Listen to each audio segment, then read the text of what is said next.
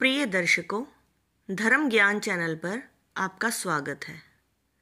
आज मैं आपको पुत्रदा एकादशी व्रत की कथा सुनाने जा रही हूँ।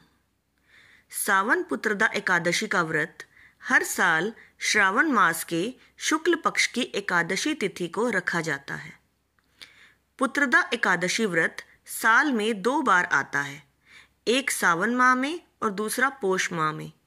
इस व्रत का इंतजार उन सभी लोगों को होता है जो संतान की चाह रखते हैं। धार्मिक मान्यताओं के अनुसार यदि आप सावन पुत्रदा एकादशी का व्रत रखते हैं और विधि विधान से भगवान विष्णु की पूजा करते हैं तो आपको संतान की प्राप्ति हो सकती है। आइए सुनते हैं पुत्रदा एकादशी व्रत की कथा। पद्म पुराण के अनुसार पुत्रदा एकादशी व्रत कथा इस प्रकार है। प्राचीन काल में धर्मात्मा राजा धर्मराज युधिष्ठिर ने कहा, हे प्रभु, अब मैं आपसे प्रार्थना करता हूँ कि आप मुझे श्रावण मास के शुक्ल पक्ष में पड़ने वाली एकादशी की कथा सुनाएं। कृपया उसका नाम तथा उससे संबंधित अनुष्ठान स्पष्ट करें। महाप्रतापी भगवान मधुसूदन ने कहा, हे राजन, अब मैं शांत होकर आपसे श्रावण मास के शुक्ल पक्ष की एकादशी की कथा कहता हूँ। इस कथा के सुनने मात्र से वाजपेयी यज्ञ का फल प्राप्त होता है। द्वापर युग के आरंभ में महिष्मति नाम की एक नगरी थी, जिस पर महिजीत नामक एक धर्मात्मा राजा का शासन था। यद्यपि वह पुण्य आत्मा था, फिर भी वह संतानहीन था। वह सदैव चिंता में रहता था, क्योंकि वह मानता था कि उसका शासन दुखों से भरा हुआ है, क्योंकि बिना संतान वाला व्यक्ति इस लोक में या परलोक में सुख नहीं पा सकता। राजा ने पुत्र प्राप्ति के लिए अथक प्रयास किया, लेकिन उसके सभी प्रयास व्यर्थ गए।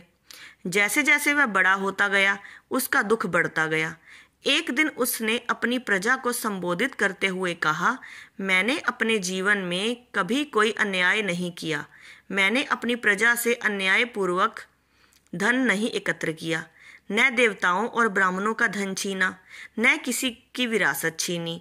मैंने अपनी प्रजा को पुत्रों के समान पाला है और अन्याय करने वालों को अपने ही सगे संबंधियों के समान दंड दिया है। मैंने कभी किसी के प्रति द्वेष नहीं रखा। मैंने सभी को समान माना है। धर्मपूर्वक राज्य करते हुए भी इस समय मुझे महान दुख हो रहा है। मैं अपने दुख का कारण नहीं समझा पा रहा हूँ। राजा महिजीत के मंत्री और सलाहकार सलाह लेने के लिए जंगल में चले गए। वहां उनकी मुलाकात महान ऋषियों और बुद्धिमान लोगों से हुई। उनमें से एक थे आदरणीय ऋषि लोमश, जो धर्म और शास्त्रों के अच्छे ज्ञाता थे। सभा ने उनका आदरपूर्वक स्वागत किया और उनके सामने अपना स्थान ग्रहण किया।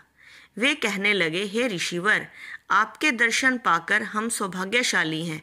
कृपया हमारी दुर्दशा पर प्रकाश डालिए। ऋषि लोमश ने उत्तर दिया, ब्राह्मणों, आपकी विनम्रता और सदाचार मुझे बहुत प्रसन्न करते हैं।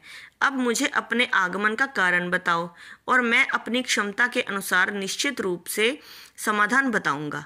क्योंकि हमारे शरीर दूसरों की सेवा करने के लिए बनाए गए हैं, इसमें कोई संदेह नहीं है। ऋषि के ये शब्द सुनकर पुरुष इस आश्वासन के साथ मुस्कुराए कि कोई समाधान मिल जाएगा।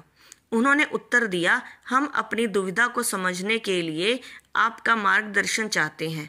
हम राजा महिजीत की प्रजा हैं, जिन्हें संतान पैदा करने में परेशानी हो रही है, जिसके कारण वे अंदर से बहुत दुखी हैं और उनके सुख दुख में शामिल होना हमारा कर्तव्य है।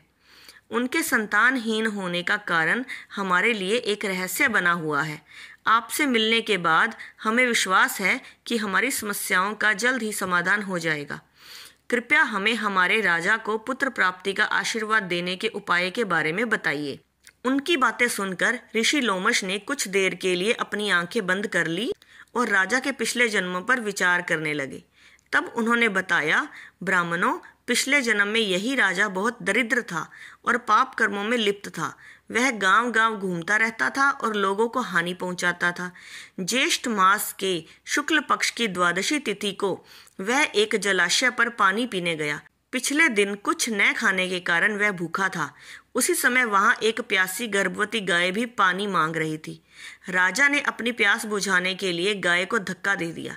उसके इस निर्दयी कृत्य के कारण एक बछड़ा अपनी मां से अलग हो गया और यही पाप उसके वर्तमान दुख का कारण है। चूंकि उसने अनजाने में ही सही एकादशी के दिन व्रत किया था, इसलिए उसका जन्म राजघराने में हुआ और वह राजा बना। श्रावण मास के शुक्ल पक्ष की एकादशी का व्रत करके उसके पिछले जन्म के पापों से मुक्ति दिलाने का उपाय होगा।